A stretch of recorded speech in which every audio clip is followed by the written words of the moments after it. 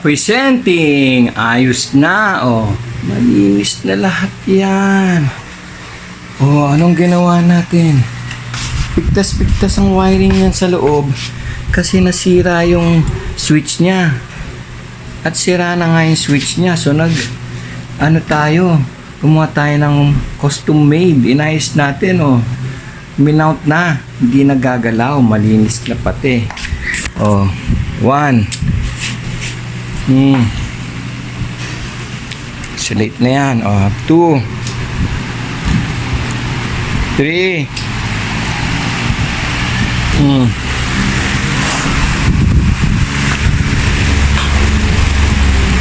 Oh, ayos na. Oh. Oh, paano de? Fantastic Man strikes again!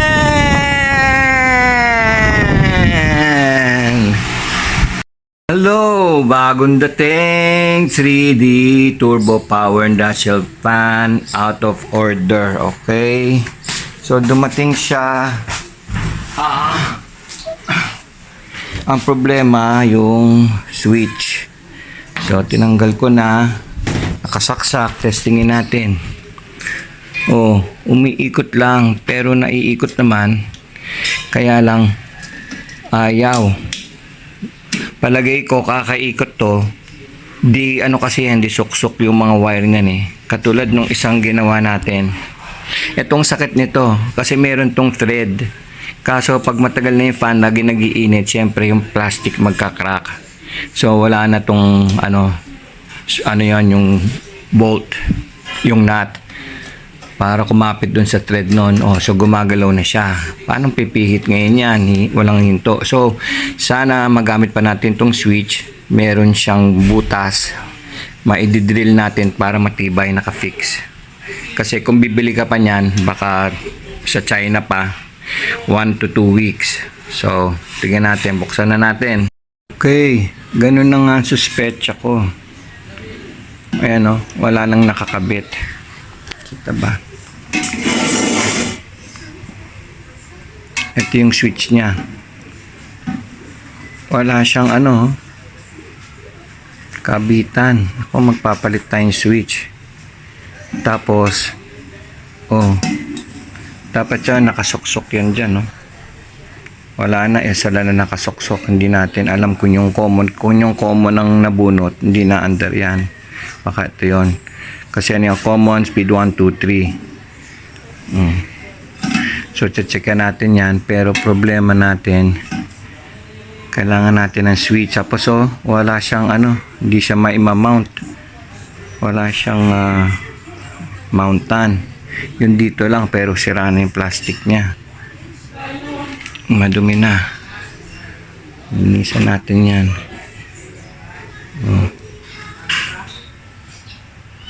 Okay. So, tulad nito, hindi na yung disuksok gagawin natin. Iso-solder na natin dito. Ito na yung magiging niya, switch niya. So, i-mount natin yan dyan. Oh. Tapos, lalabas na yan dito. I-mount natin. Oh. Oh, ganun din yan lalabas. Ay, dito sa kabila. Oh, yan. Oh, ang ganda. Yan, oh. Ganyan ang lalabasan yan. Okay. So, magte-testing tayo ngayon. Hanapin natin yung mga wire ng speed 1, 2, 3 common. Kakabit natin doon kung uubra. Yan. Nahanap na natin yung 1, 2, 3 tsaka yung common. Sinolder ko na itong mas makapal na mga wiring.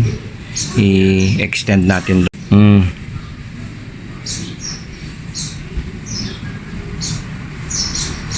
Okay. Malakas naman. Ang capacitor niya 2.5 na natin galawin. Number 2. Lakas naman eh. Number 3.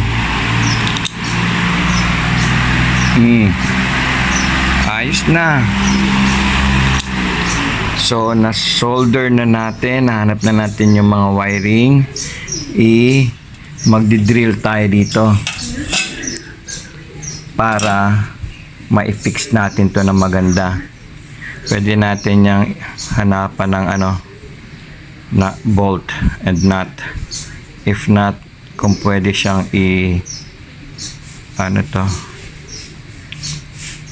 nalimutan ko yung pangalan. I-rebit. Iyon. Okay. Ayos na.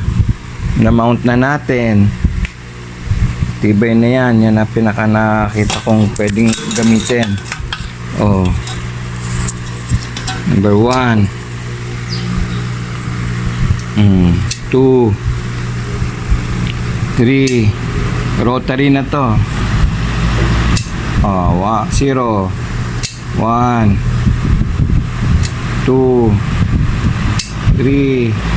0. Paikot lang yan. 1. 2. 3. Balik. 2. 1. 0. Ayos na to.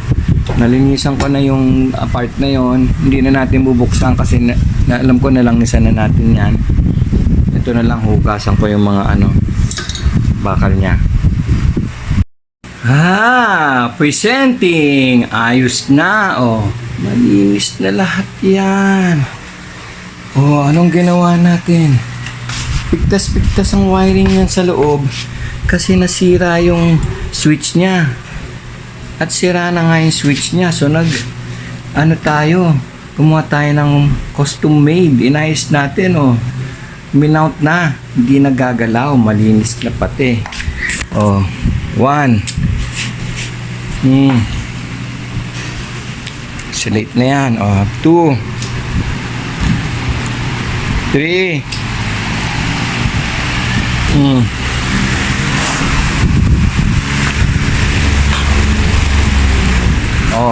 Ayos na.